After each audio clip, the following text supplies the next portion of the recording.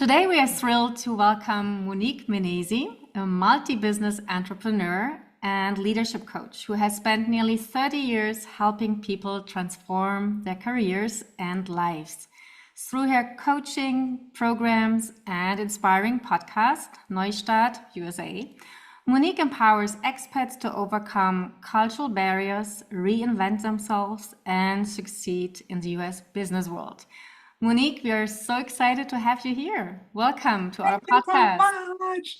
It's so different to speak in English. Normally, I do everything what I do in German. So it's I kind know. of a premiere to do a podcast interview in English. So thank you so much for Well, having me. Thank you for being our guest, and it's great to have a fellow podcaster in our Yeah. episode as well. It's very exciting. We will talk a little bit more about this in this episode. So, Monique, tell us, you moved to the US in 2014, correct? So, after winning actually a green card lottery, that's really exciting. So, at that time, you had no job, really no plan, right? Just a big dream. Yeah. So what made you take that leap? Tell us a little bit. And what did you hope to find? Yeah. So I think it's very important to know that we traveled a lot previously. So both my husband and I, we are both coming from the tourist industry, and we used to live in Dubai, in Qatar, in Switzerland. And we've been in Munich for 6 years. And at that time, my husband worked for Lufthansa. And I remember he was on the way back in public transportation. And we were just in the middle of moving into a new house with new furniture, everything new, everything was packed. And he was like calling me and saying, you know what, we won the green card. And I said, no way. We are just in the middle of moving. Should I leave it like it is? And we just moved to the US. So that's our mindset, kind of. And but it took actually, I think 1.5 or almost 2 years to do this, because it's not that you have actually the green card immediately. You have to apply, you have to do medical, you have to show your financials and your education and so what. So it took a while to get everything approved. And then we were both in a job transition. I was self-employed in Germany. My husband, he worked for Lufthansa at that time, and they terminated the contract.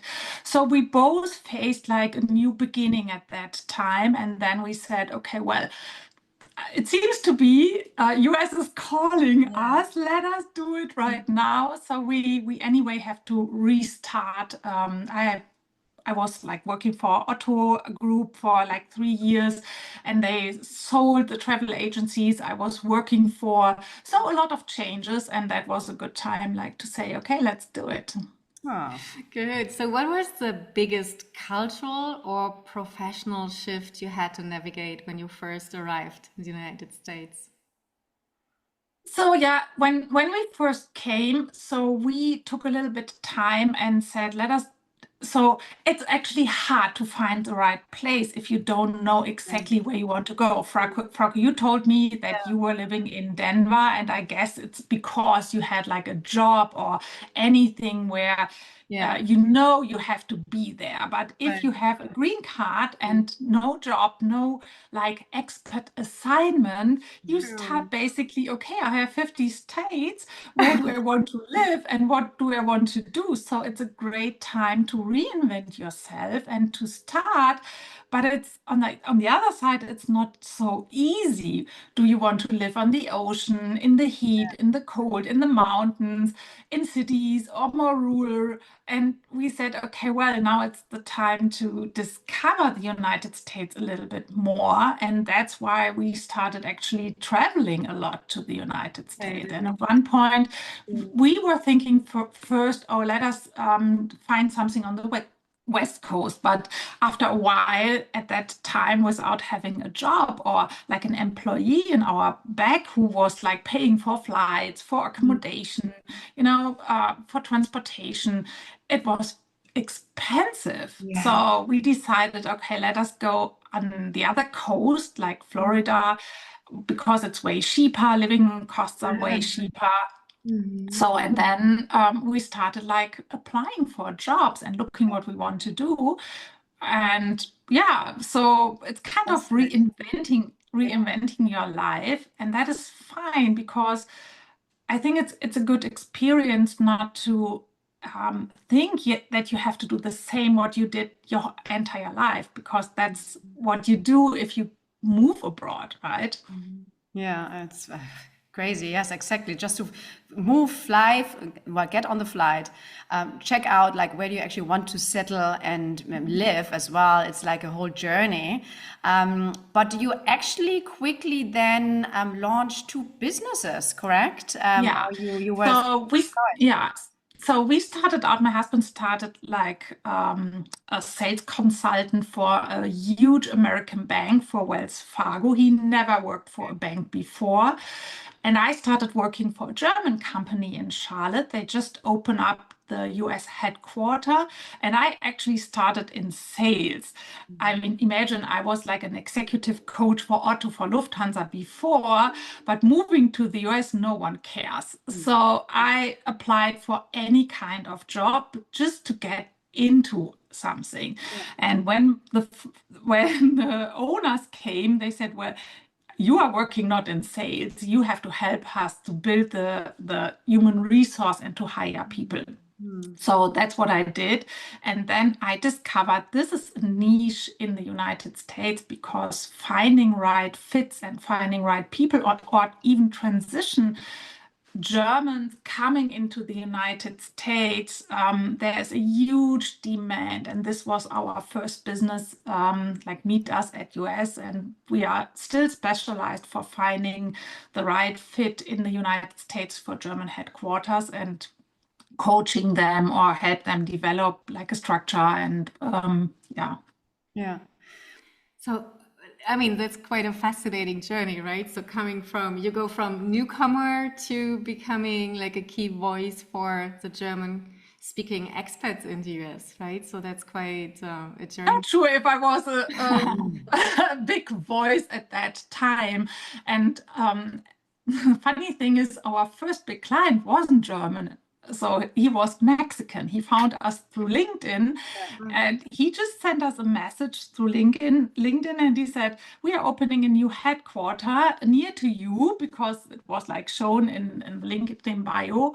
And fast forward, we probably hired like over 100 people and helped the CEO find a house and find the right people, and had a smooth transition into the US culture. And we said, okay, well, when we can do this with Mexican people, we can do this with every kind of people, because that's where we are from. So we had the right mix of having experience in personal development, in leadership, in hiring, and I think we combined it all, and were able to have a lot of German headquarters in the United States. And then you even launched another business, correct? Where you actually even appeared on Shark Tank, correct? Yeah, so that was a funny story. I mean, we're speaking more busy and busy and busy, and I mean, you guys lived abroad. So what you missed most? A lot of things. Is there several? What was like something? Food, the German food, of course. Food. What kind of German food? Oh, yes. For me, it was bread that time. Bread. So really the bread. Yeah. Yes. And this is, I think, 99.9% the first answer. What do you miss when you move abroad? Even when you go on vacation, you miss absolutely our German bread. So I started baking bread, but baking bread takes a lot of time. So then I started pre-packaging the bread I want to bake every day. And I said, well, in Germany, they have like something really cool, like they have bread mixes you can make easy in bread machines.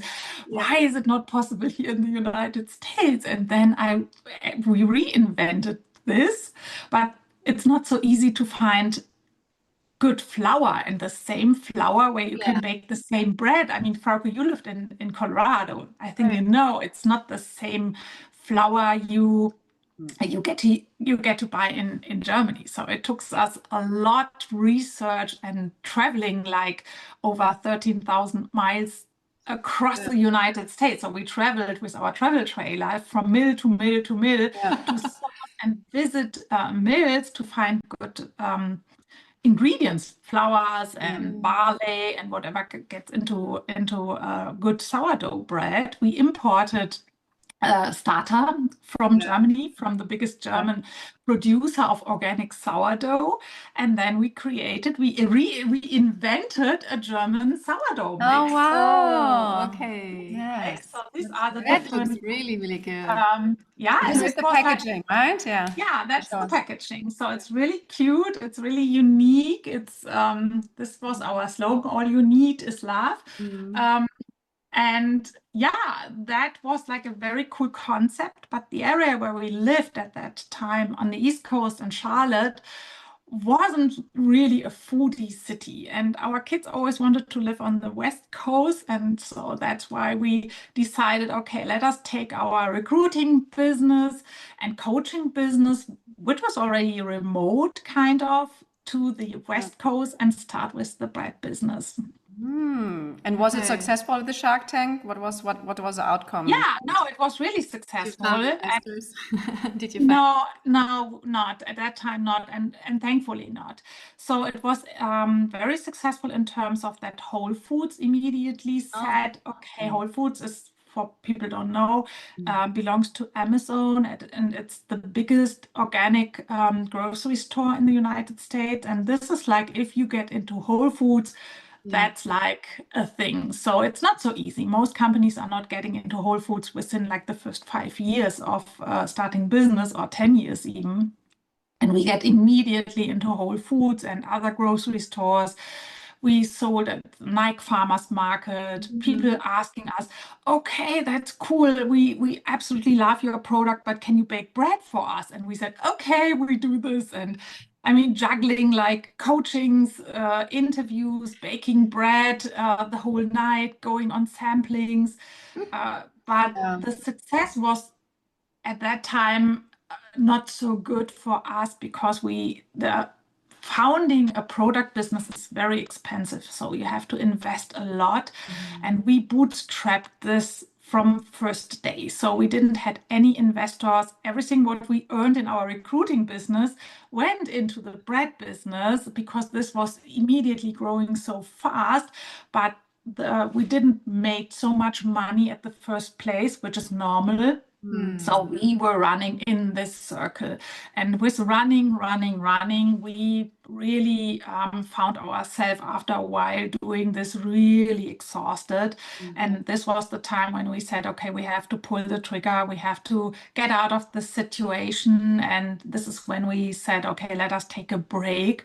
At that time, we already worked like crazy for, I don't know, 5 years or so, 4 or 5 years.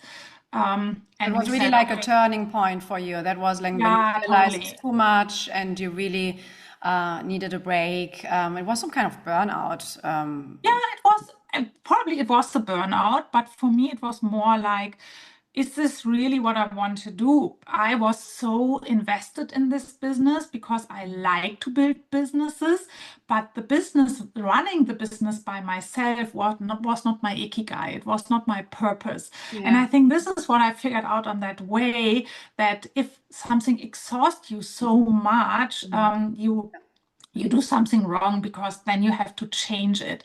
And for me, it was more like looking deeper inside me. I was coaching people before for the past, let's say, 20 years. And now I was like, I was building a business, which was nice from the inside and it looked nice. It's a cute product, but this was not like filling up my tank so much. So that's why I decided, okay, let us do this on a pause, which is still on pause. Okay. We want to revamp it again, because we really like this business.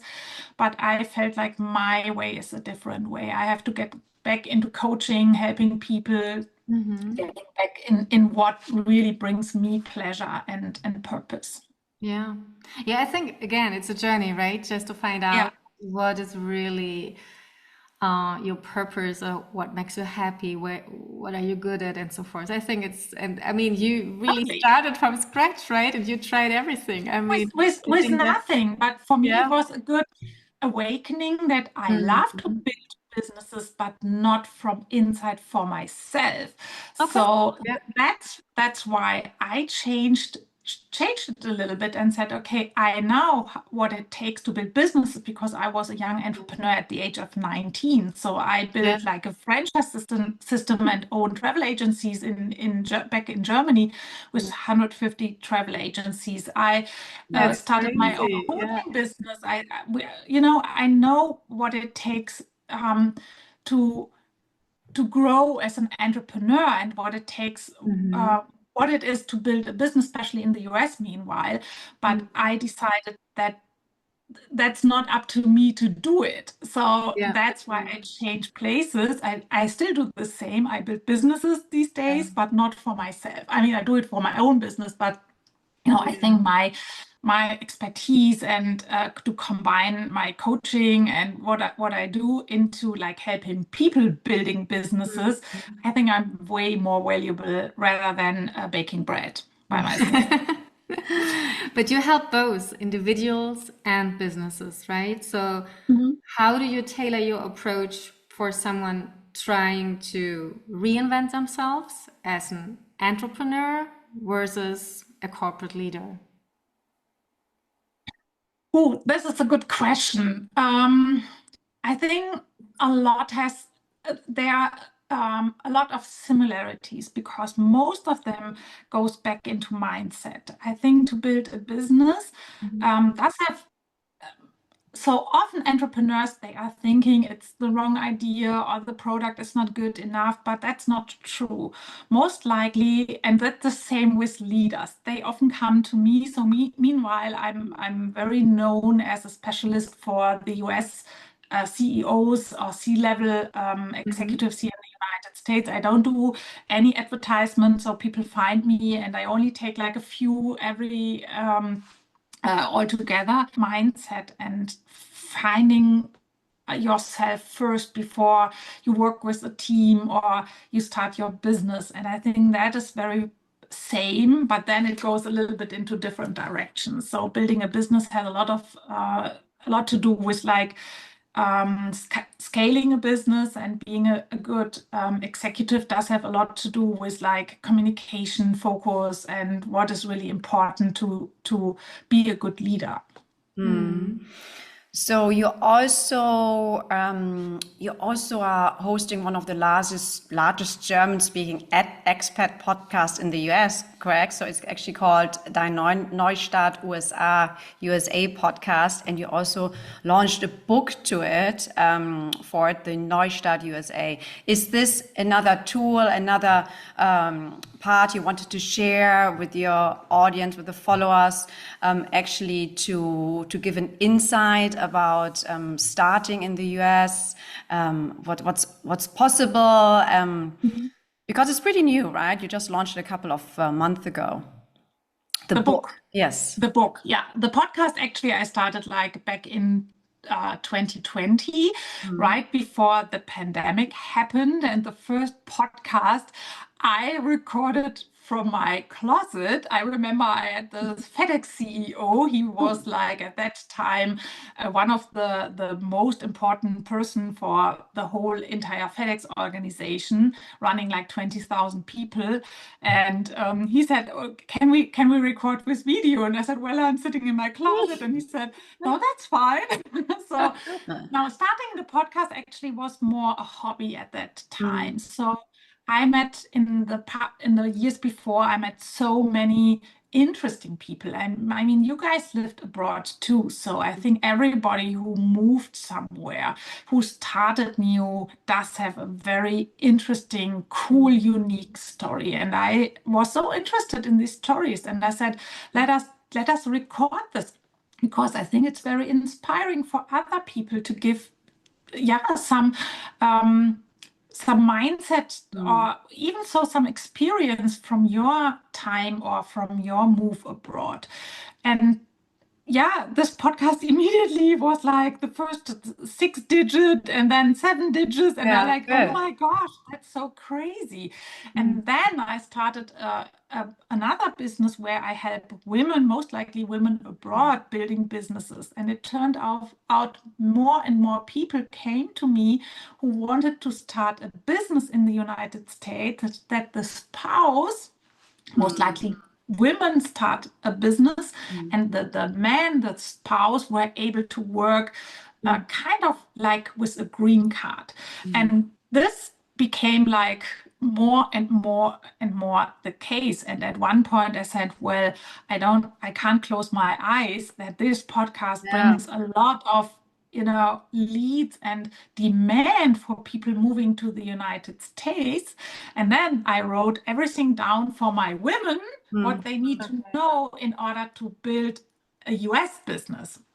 And that was such a profound experience and knowledge, and that turned out into a book. And this became then a book for like how you can get a visa in order to invest in a business in the United States. And with that, my business basically accelerated. So I founded a new business for this, which is also called So I have the women business, I have the coaching business for executive leaders, and I do have like the business for people wanting to move to the United States. And right now, this business does have my most focus because it's like crazy. You definitely have the entrepreneurial gene. Yes. That's for sure. I do. Yeah. Can you share a story of someone you've coached who made a powerful transformation that maybe surprised you or amazed you? Many stories, but one story I really like. So I had in my women a business development coaching program. At that time, our Neustart program wasn't around. She asked if she can start with my mastermind for building a business, because she wanted to build a business in the United States. And she recently lost her husband, and she said that's now time to begin a new chapter in our lives. She has like 2 kids at that time, 8 and 12, and I helped her build her business, which is now like a ranch. She will start with glamping, with safari tents in fall. So she already got her visa, and it's not long time ago. She called me on a video call, and she said, "Well, Monique, that's now, remember, this was on my vision board when we first started working, sitting here looking into the stars with a drink, and I was like getting goosebumps because it was like so amazing." And now she got her horses. She has a huge ranch in Arizona. So she found her place, her happiness, and it's just so amazing to see when dreams come true. Nice, nicely said. Dreams come true.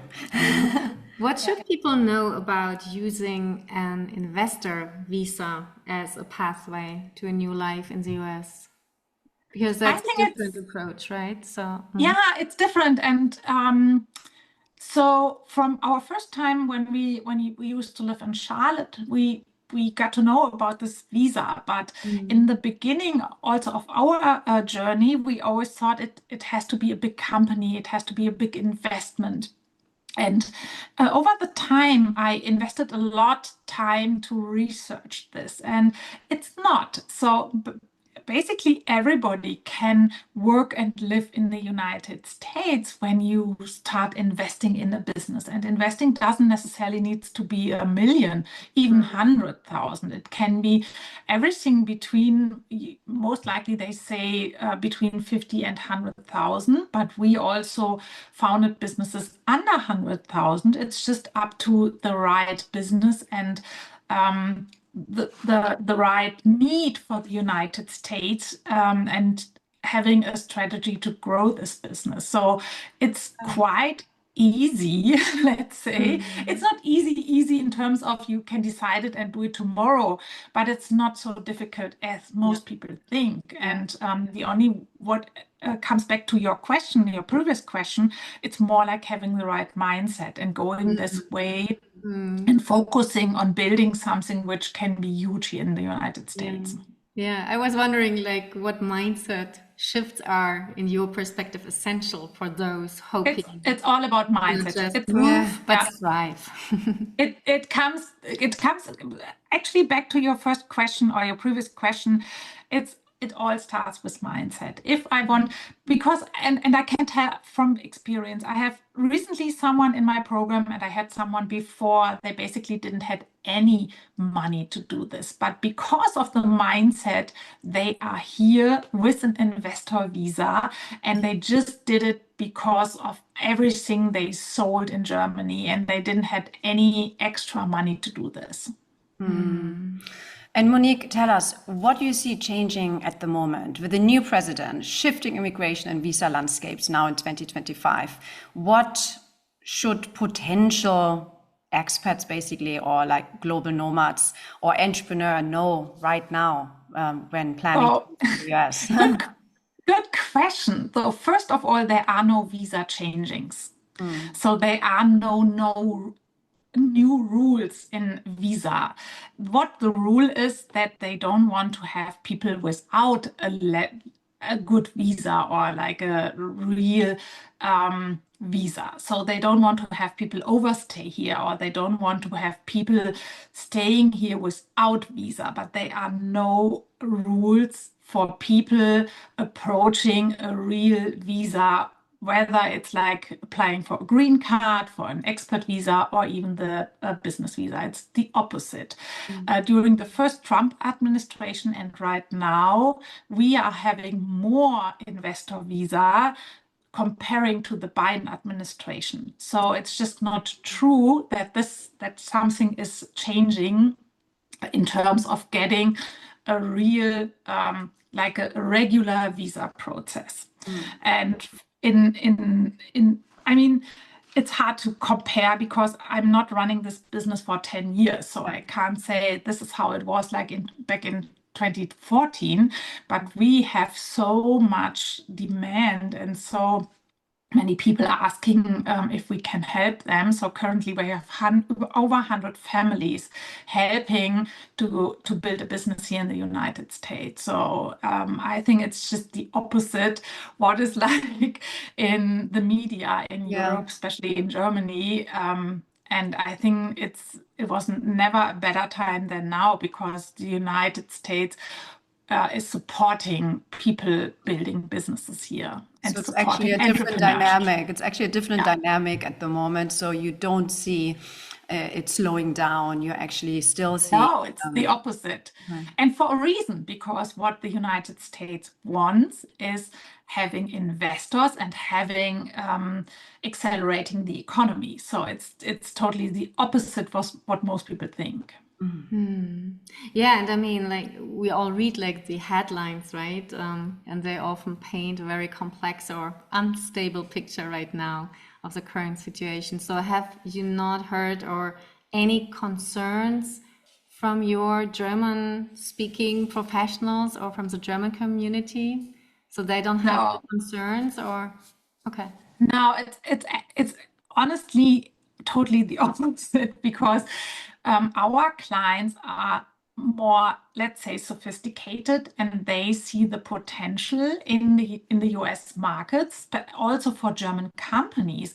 I mean, the German market or the Europe market is very limited, but in the United States you have like you have 80,000 million people in Germany and 380 in the United States. So where can be growth? It's on this market here. And that's the same for German companies expanding production in the United States. A lot of German companies over the past years, they tripled or even more the revenue since they moved and started production in the United States. So lower cost, bigger markets, bigger niches, and that's the same also with entrepreneurs starting here, because you have so many potential here.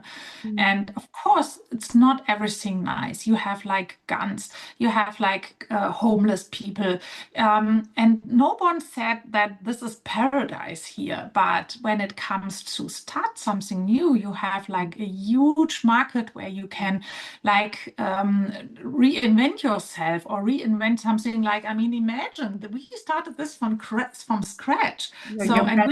We've been very successful with this, and you can basically start every kind of business and make it to a success. You can really approach the American dream. It comes with a lot of work. So no one said it comes like for free, but it's still possible.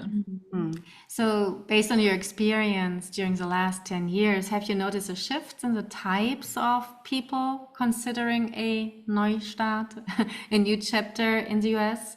So, for example, are more women or families or mid-career professionals reaching out to you now? I don't know, because I didn't do this 10 years ago. So at that time, we hired people. We had a huge demand for people wanting to come with a job in the United States. And probably this shifts because it's just not easy to come with a job in the United States. So with a job visa, because these visas are very limited. And because of this and the media, people are a little bit more educated now that it's not so easy to come with a job. It's way more easier to come with like a visa because of an investment in the United States. And then, and we really often does have the situation that, for example, the women start a moderate business like whatever, like printing t-shirts or, let's say like not like a big, huge $1 million business or consulting business or coaching business or whatever, baking business. And then the spouse, most likely the husband, can work like an engineer and can make probably 3 times more than what he would make in salary in Germany.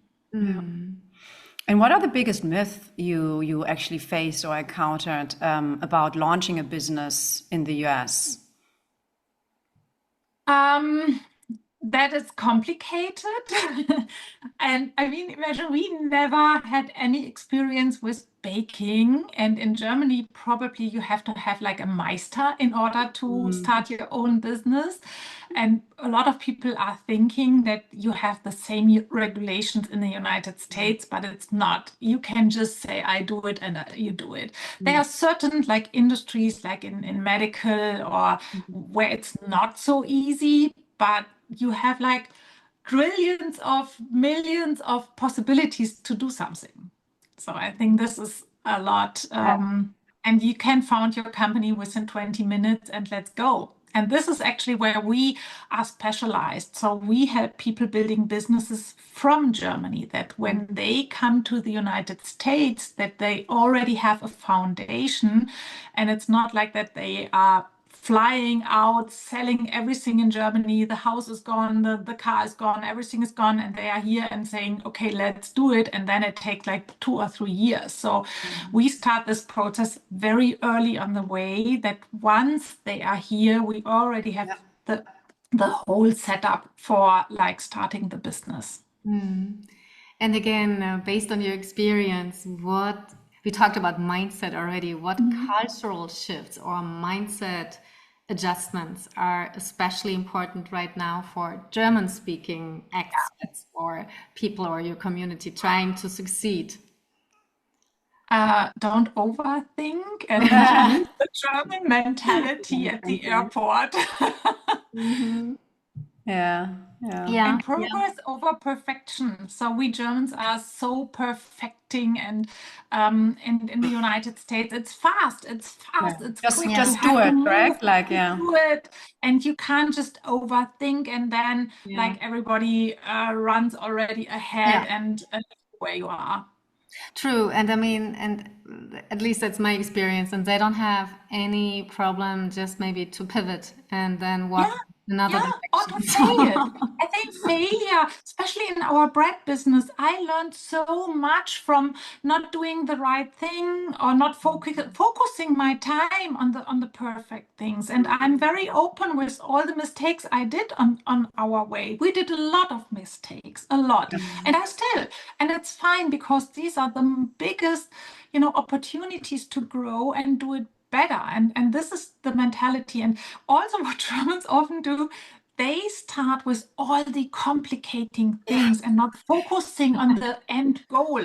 And I always said that is like climbing the Zugspitze, I always say, Yeah. like climbing the biggest hill, but you never will get to the peak when you run around. So you will not make progress. You have to focus on the bigger goal and then start from there, and not like doing all the tiny little things before.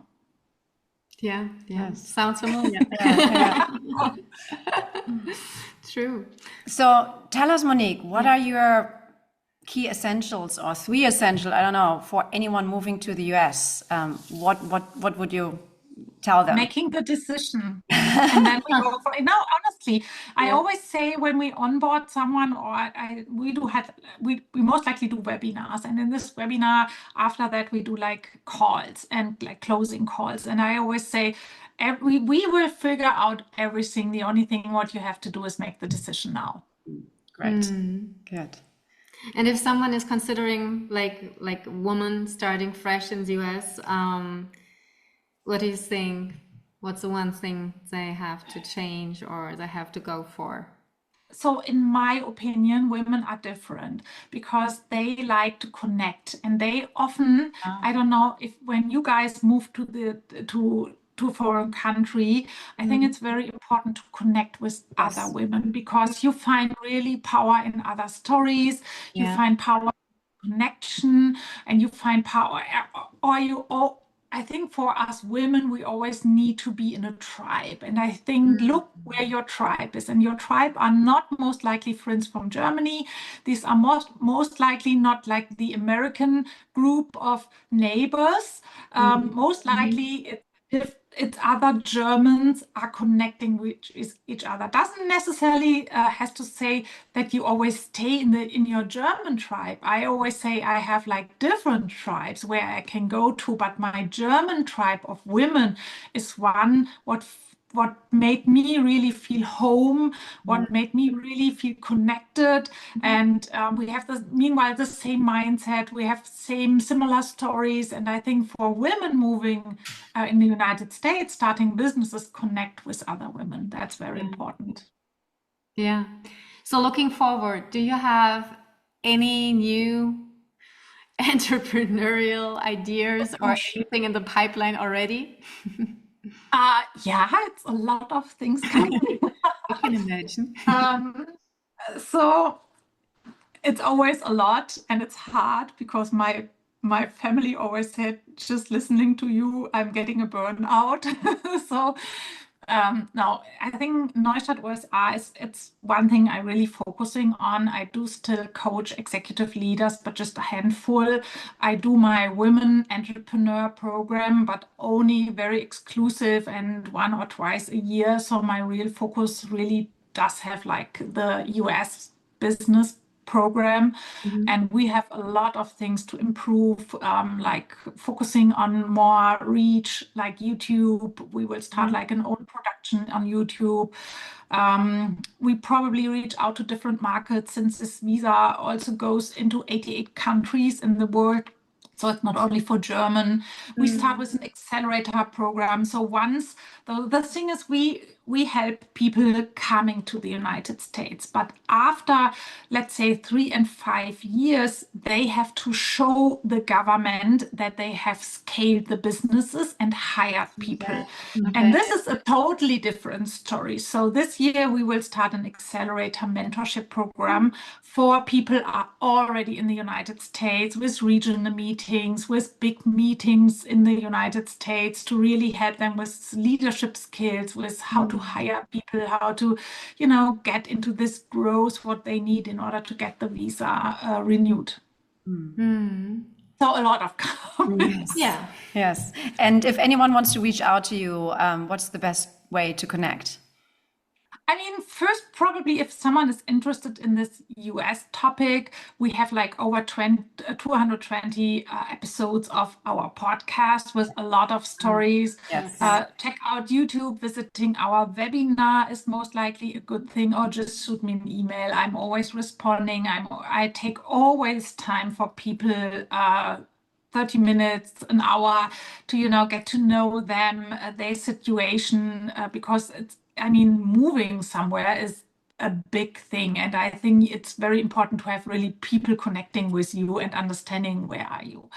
And that's what we do all the time. Yes, and we put all the details in the show notes. It's for the Dein Neustart U.S.A. podcast. And totally agree, because we actually connected 2 years ago when we launched, 3 years ago when we launched, no, not so long. How long is it? When we launched our Culture Exchange podcast. So you were the first ones across, you know, from our audience and followers, and we followed you as well.